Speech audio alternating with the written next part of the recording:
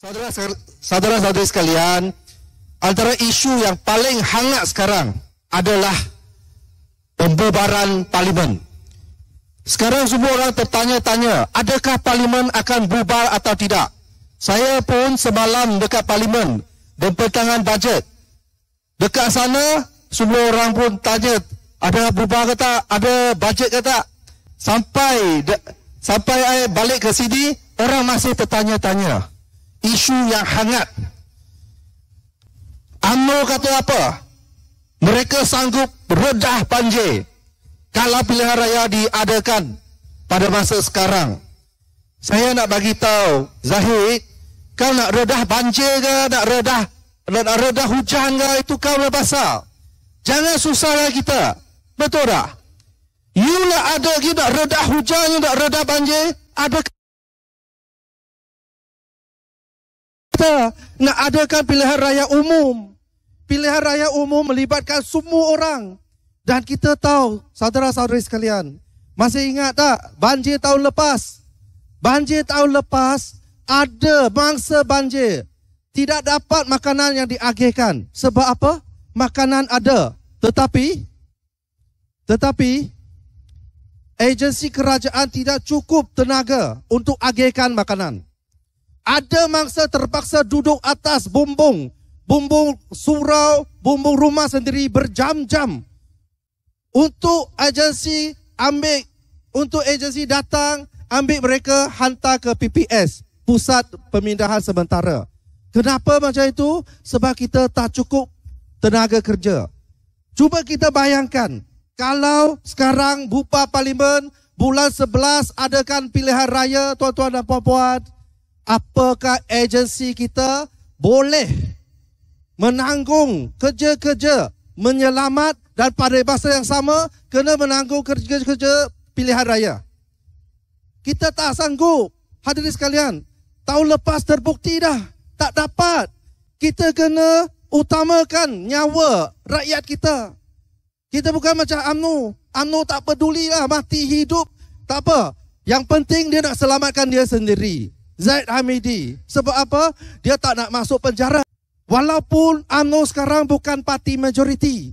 Dia ada berapa ahli parlimen? 38 saja. PKR pun 36. Tak jauh beza. Tapi dia act macam dia majoriti lagi. Yang Zaid ini dia ahli parlimen tak ramai. Tapi yang banyak tu apa? Yang banyak tu pertuduhan. Pertuduhan dekat mahkamah. 47 belum selesai. Dia nak selamatkan diri sendiri supaya kalau UMNO Barisan Nasional menang besar dalam pilihan raya akan datang, dia boleh diselamatkan. Dia tak payah dimasukkan satu blok sama dengan Najib di penjara Kajang. Itu adalah tujuan utama beliau. Adakan pilihan raya pada masa sekarang. Tuan-tuan dan puan-puan, kita asyik kata negara kita selalu ada satu masalah besar, iaitu masalah rasuah. Zahid ini dia terpalit pun kerana kes rasuah. Tapi sekarang punya rasuah dengan dulu punya rasuah tak sama. Dulu punya rasuah selalu dalam. Sekarang tak sama. Sekarang punya rasuah tak sama. Dulu kita beli kapal jet, walaupun enjin hilang, kapal jet masih ada di sana. Tapi tak ada enjin, tak boleh terbang. Sekarang kita beli kapal LCS. Kita beli LCS sudah bayar. Itu jumlah dia. Harga dia 9 bilion. Kita sudah bayar 6 bilion. Habuk pun tak ada. Dulu kita beli kapal selam. Tapi kapal selam tak dapat menyelam. Tak apa. Masih nampak kapal selam itu. Sekarang you sudah bayar duit. Habuk pun tak ada. Ini menunjukkan, saudara-saudari sekalian, ini menunjukkan tahap rasuah negara kita sudah sampai ke tahap yang sangat-sangat parah. Kalau kita benarkan UMNO Barisan Nasional masih bermaharajalela lagi, negara kita akan bankrupt. For sure, negara kita akan bankrupt. Sebab mereka tak peduli hidup mati rakyat. Dia hanya peduli poket dia sendiri. Dia hanya peduli dia punya nafsu boleh dipenuhi atau tidak. Saudara-saudari sekalian,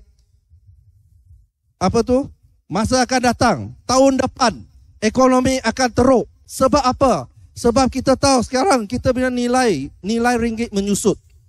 Tadi saya baru cek, 1 USD bersama dengan 4.65 ringgit. Dulu 4.2, 4.3, sekarang 4.65. Kalau keadaan ini berterusan, memang saudara-saudari sekalian, memang negara kita akan menghadapi masalah yang besar. Baru-baru ini semalam Menteri Kewangan umumkan, dia bentangkan satu bajet. Macam semua orang dapat. You minta apa, dapat apa. You tak minta, dapat juga. Sebab apa? Ini adalah bajet tipu.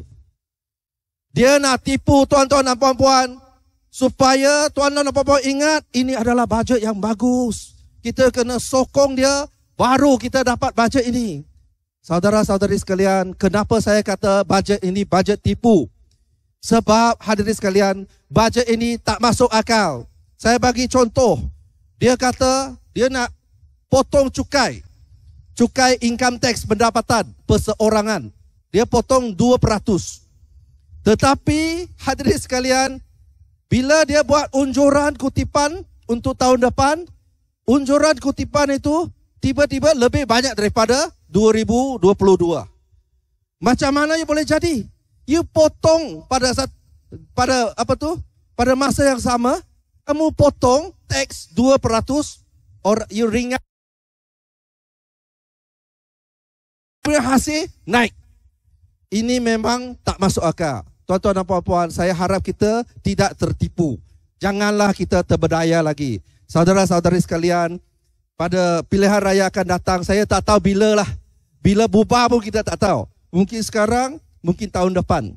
Lama lagi. Tetapi saya minta saudara-saudari sekalian, kita kena fikir untuk generasi akan datang. Bukan fikir untuk kita diri sendiri. Kita kena fikir untuk generasi akan datang. Anak kita, cucu kita.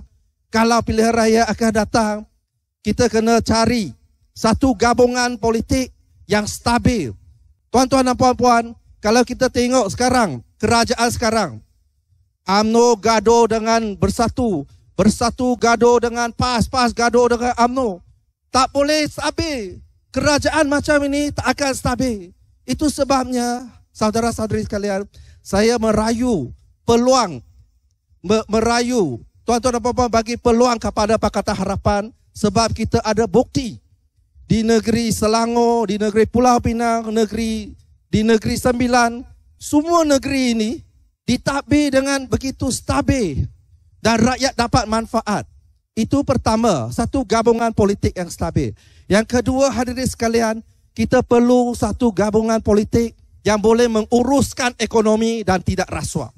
Kalau kita benarkan UMNO Barisan Nasional jadi kerajaan lagi, dengan cara rasuah mereka, dengan tamak haloba, dengan nafsu serakah seorang dua pemimpin mereka, yakinlah tuan-tuan dan puan-puan, negara kita akan bankrupt. Bukan sebab negara kita tak kaya, sebab semua kekayaan negara akan dibolot oleh orang-orang yang seperti UMNO Barisan Nasional. Dan itu sebabnya saya ingin mengakhiri ucapan saya. Saya minta maaf, saya terpaksa akhiri ucapan saya dengan awal sebab saya kena bergegas ke Tanjung Piandang.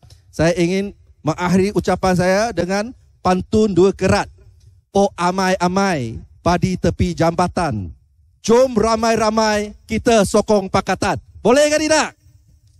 Sekian, terima kasih.